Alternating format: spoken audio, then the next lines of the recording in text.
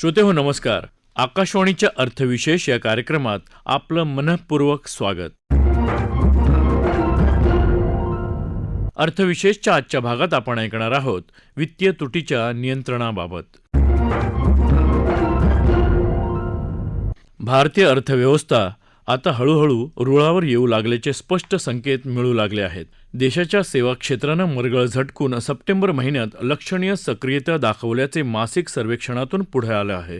भारतातल्या सेवा व्यवसायातल्या खरेदी व्यवस्थापकांचा कल दर्शवणाऱ्या IHS market India services PMI निर्देशांक सप्टेंबरमध्ये 55.2% नोंदवला गेला. PMI निर्देशांक 50 गुणांच्या वर असेल तर अर्थव्यवहारातील विस्तार दाखवतो, तर 50च्या खाली गुणांक अर्थव्यवहारातील आकुंचनाचे निदर्शक असते. तसंच भारताच्या पतदर्जात फेरबदल न करता मूडीज इन्व्हेस्टर्स सर्व्हिसेसनं मंगळवारी अर्थव्यवस्थेविषयक दृष्टिकोन नकारात्मकवरून स्थिर असा सुधारत असल्याचं जाहीर केलं. आशिया खंडातल्या तिसरी मोठी अर्थव्यवस्था असलेल्या भारतात आर्थिक सुधारणांनी वेग घेतला आहे. परिणामी लवकरच अर्थव्यवस्था कोरोनापूर्व विकासदर पुन्हा गाठेल असा विश्वासही या अमेरिकी पतमानांकन संस्थेनं व्यक्त केला. सध्या भारतात सुरू असलेल्या आर्थिक सुधारणांनी घेतलेला वेग आणि सर्वच क्षेत्रांमध्ये मागणी वाढू लागल्याचं चित्र आहे. परिणामी सकल राष्ट्रीय उत्पादन वाढीचा दर 2021-2022 आर्थिक वर्षात आणि 2019-2020 ची पातळी ओलांडत 9.3% पातळी गाठेल अशी शक्यता तिनं वर्तवली आहे. वित्तीय तुटीसह अनेक प्रकारची आकडेवारी ही भारतीय अर्थव्यवस्थेबद्दल सकारात्मकता दर्शवते. यावर अधिक चर्चा करताना अर्थतज्ञ उदय तारदाळकर म्हणाले, भारतीय अर्थव्यवस्था आता एका बाजूने स्थैर्याकडे जाते असं म्हटलं तर त्याच्यामध्ये अतिशयोक्ती ठरणार नाही.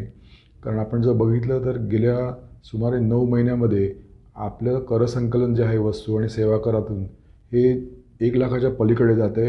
1 जून महिन्याचा अपवाद जर वगळला तर, आणि त्यानंतरसुद्धा पुढच्या 3 महिन्यात ते 1 लाखाच्या वरतीच आहे.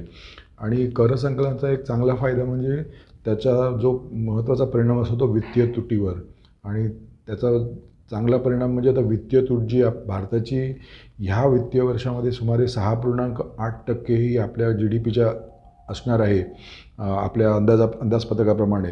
तर ह्या 5 महिन्यामध्ये ती फक्त 31% झाली. हा जवळजवळ 18 वर्षाचा नीचांक आहे.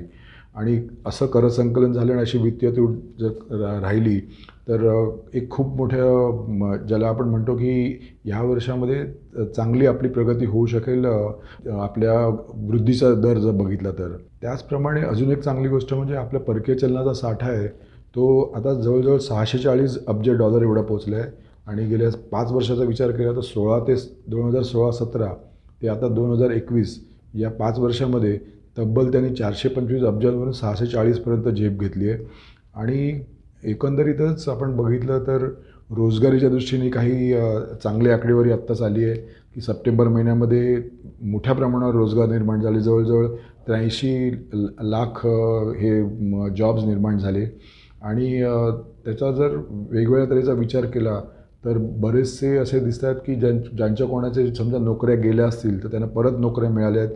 शिवाय मनरेगामध्ये एकंदरीतच आता कमी प्रमाणामध्ये भरती होते आहे, पण ज्याला आपण मायग्रंट वर्कर्स म्हणतो स्थलांतरित मजूर ते आता परत आपल्या जागेहून स्थिरावलेले दिसत आहेत.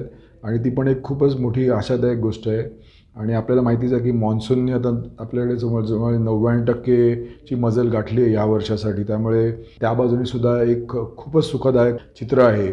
आणि ह्या सगळ्याचा परिणाम आपण बघतोय की आपल्याकडे जे परदेशी अर्थव्यवस्था संस्था ज्या आपल्याकडे सातत्याने गुंतवणूक करत आहेत त्या गुंतवणुकीची घोडदौड अशीच चालू आहे. आणि विशेष म्हणजे ह्या गुंतवणुकीचा जो आपण जर एक मूळ बघितलं तर आपल्या देशाची जी पत असते त्याच्यावरती ही एकंदरीत गुंतवणूक अवलंबून असते. पण गेल्या काळामध्ये आपण बघितलं तर ह्या 2021 सालामध्ये एवढ्या मोठ्या प्रमाणात गुंतवणूक झाली भारतामध्ये. आणि आता 2 दिवसापूर्वीच जी पतसंस्था आहे मूडीज जे रेटिंग करतं त्या संस्थेने तर आपला जो आउटलुक होता जो आत्तापर्यंत निगेटिव्ह होता तो आता स्टेबल म्हणजे स्थैर्याकडे दिला आहे. आणि त्याचा पण एक चांगला असा परिणाम होईल की मोठ्या प्रमाणामध्ये आपल्याकडे अजून परदेशी गुंतवणूक येऊ शकते आणि त्याचा अर्थातच परिणाम म्हणजे आपल्याकडे जे परकीय चलनाचा साठा वाढत जाईल. आणि एकंदरीत आपण जर बघितलं की करसंकलन चांगलं झाल्यामुळे जर तूट कमी होणार असेल तर सरकारकडे मोठ्या मोठ्या जे इन्फ्रास्ट्रक्चर प्रोजेक्ट्स असतात त्याच्याकडे खर्च करायला जास्त पैसा उपलब्ध असेल. अर्थात ह्या वर्षात सरकारचं जवळजवळ रेल्वेमध्येच 1,00,000 करोडपेक्षा जास्ती खर्च करायचा मानस आहे आणि त्या दृष्टीने ती गुंतवणूक चालूच राहते. रस्ते बांधणीमध्ये पण होते. याचा महत्त्वाचा परिणाम म्हणजे एकतर रोजगार तर निर्माण होईलच आणि चांगल्या कारणासाठी जे पैसे खर्च होतात त्यामुळे सगळ्याच बाबतीमध्ये आपल्या देशातल्या ज्या ज्या काही इंडस्ट्रीज आहेत त्यांना एक मोठी चालना मिळते आणि आपण आत्मनिर्भर भारतच्या दृष्टीने बघतच आहोत की जास्तीत जास्त आपण इथे रोजगार निर्माण करतो आहे, उत्पादन क्षमतेवरती भर देतो आहे आणि ज्याला आपण म्हणतो प्रोडक्शन लिंक इन्सेंटिव्ह ते वेगवेगळ्या क्षेत्रामध्ये जाते आहे आणि त्याचा परिणाम मोठ्या प्रमाणात म्हणजे जो दिसतो तो आपल्या भांडवली बाजारावरती आपला निर्देशांकाने 60,000चा टप्पा पार केला आणि काही थोड्या प्रमाणात जागतिक बाजारपेठेत जरी थोडी पडझड झाली तरी पण 59,500 ते 60,000 ह्याच रेंजमध्ये अजून तो स्थिर स्थावर आहे आणि एकंदरीतच जे वातावरण आहे ते गुंतवणुकीला खूपच अनुकूल असं दिसतं. यात काही शंका नाही. श्रोते हो, सेवा क्षेत्र आणि अर्थव्यवस्थेची इतरही क्षेत्र नवीन उभारी घेताना दिसत आहेत. त्याचा परिणाम म्हणून या आर्थिक वर्षात वस्तू आणि सेवा करांचं संकलनसुद्धा चांगलं होतंय. परिणामी वित्तीय तूटसुद्धा आटोक्यात येताना दिसते. चालू आर्थिक वर्षाच्या पहिल्या 5 महिन्यात म्हणजेच एप्रिल-ऑगस्ट दरम्यान वित्तीय तूट 4,70,000 कोटी रुपयांवर मर्यादित राहिली असून संपूर्ण वित्त वर्षासाठी अर्थसंकल्पीय अंदाजाच्या तुलनेत तिचं प्रमाण 31.1% आहे. वित्तीय तुटीचा आकडा कमी असेल तर आपोआपच सरकारच्या कर्जाचा बोजा कमी राहतो आणि त्यामुळे चलनवाढ नियंत्रणात राहते. पेट्रोलचे भाव आंतरराष्ट्रीय पातळीवर वाढल्यानं महागाईचं प्रमाण वाढत आहे. अशा वेळेस वित्तीय तूट नियंत्रणात राहणं महत्त्वाचं आहे. याविषयी अधिक माहिती देताना शशांक लखोटे म्हणाले, नुकत्याच जाहीर झालेल्या आकडेवारीनुसार सप्टेंबर 2021 मधील जीएसटी संकलन हे 1,17,000 कोटी इतके झालेले आहे आणि हे मागील 5 महिन्यातील सर्वाधिक संकलन आहे. सप्टेंबर 2021 मधील संकलन हे 2020च्या तुलनेत 23% जास्त आहे, तर 2019च्या तुलनेत जीएसटीचं संकलन हे 27% जास्त आहे. याचा थेट परिणाम आपल्याला दिसतो ते म्हणजे आवाक्यात असलेली वित्तीय तूट. वित्तीय तूट किंवा फिस्कल डेफिसिट किंवा राजकोषीय तूट म्हणजे खर्च आणि महसुली जमा व करेतर भांडवली जमा यांचं जे प्रमाण आहे, यांची जी वजाबाकी आहे त्याला राजकोषीय तूट किंवा वित्तीय तूट असं म्हणता येईल. दुसरा शब्द सांगायचं झालं तर सरकारला जेवढं कर्ज उभं करावं लागणार आहे किंवा बॉरोइंग जेवढे करावं लागणार आहे त्याचं प्रमाण म्हणजे वित्तीय तूट.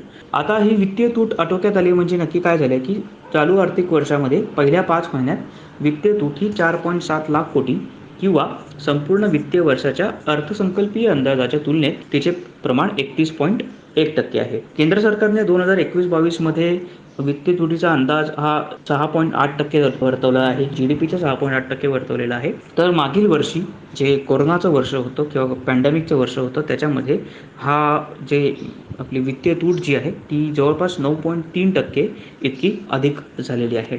तर आता वित्तीय तूट विचार करायचा झाला तर 2003 साली केंद्र सरकारने fiscal responsibility and budgetary management act किंवा राजकोषीय उत्तरदायित्व व अर्थसंकल्पीय व्यवस्थापन अधिनियम 2003 आणला होता. त्याचं उद्दिष्ट थोडक्यात असं होतं की टप्प्याटप्प्याने वित्तीय तूट कमी करत जाणं हे होतं. ज्या प्रमाणात वित्तीय तूट कमी होईल त्या प्रमाणात केंद्र सरकारवरील कर्जाचा बोजा कमी होईल. कर्जाचा बोजा कमी झाला तर निश्चितपणे जे चलनवाढ आहे ती आटोक्यात येईल आणि त्याचा थेट परिणाम म्हणजे भारतीय अर्थव्यवस्थेची पत सुधारण्यात होणार आहे.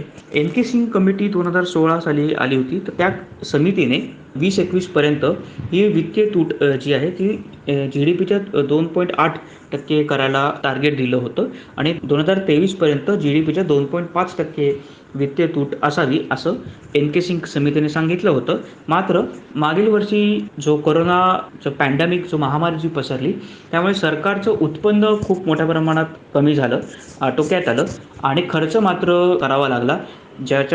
जो अपेक्षित खर्च होता त्याच्याहून जास्त खर्च करावा लागला. त्यामुळे आपल्याला वित्तीय तूट वाढलेली दिसते. मात्र आता जसं जी सेकंड वेव्ह आहे, दुसरी लाट जी आहे ती ओसरते आहे.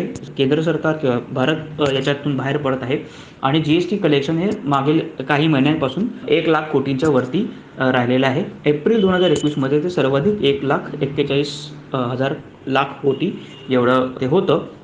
त्याच्यामुळे केंद्र सरकारवरील कर्जाचा बोजा निश्चित प्रमाणात आपल्याला कमी होताना दिसणार आहे, वित्तीय तूट कमी झाल्यामुळे आणि त्याचा थेट परिणाम चलनवाढ आटोक्यात येण्यात देखील होणार आहे.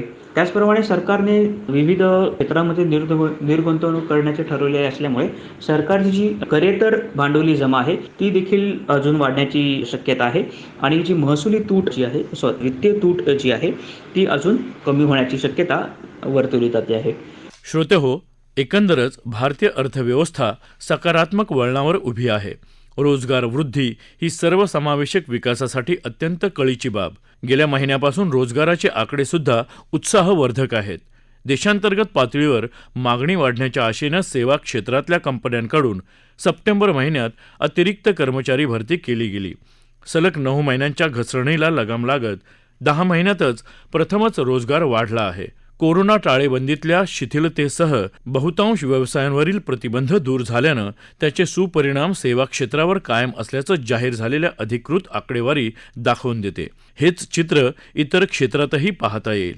भारतीय अर्थव्यवस्था गतिमान व्हायची असेल तर आंतरराष्ट्रीय गुंतवणूकदारांवर प्रभाव टाकणाऱ्या मूडीज सारख्या संस्थांचे सकारात्मक मत महत्त्वाचं ठरतं. गेल्या काही महिन्यात सातत्याने भारतात येत असलेली गुंतवणूक ही याच विश्वासाचं फळ आहे. राष्ट्रीय आणि आंतरराष्ट्रीय पातळीवर जरी अनेक आशादायी घटक असले तरी महागाई, पेट्रोलियम पदार्थांचे वाढते भाव सरकारला धोक्याचा इशारा देत आहेत. निर्गुंतवणुकीसाठी असलेले पोषक वातावरण सरकारच्या आर्थिक अडचणी दूर करेल अशी अपेक्षा आहे.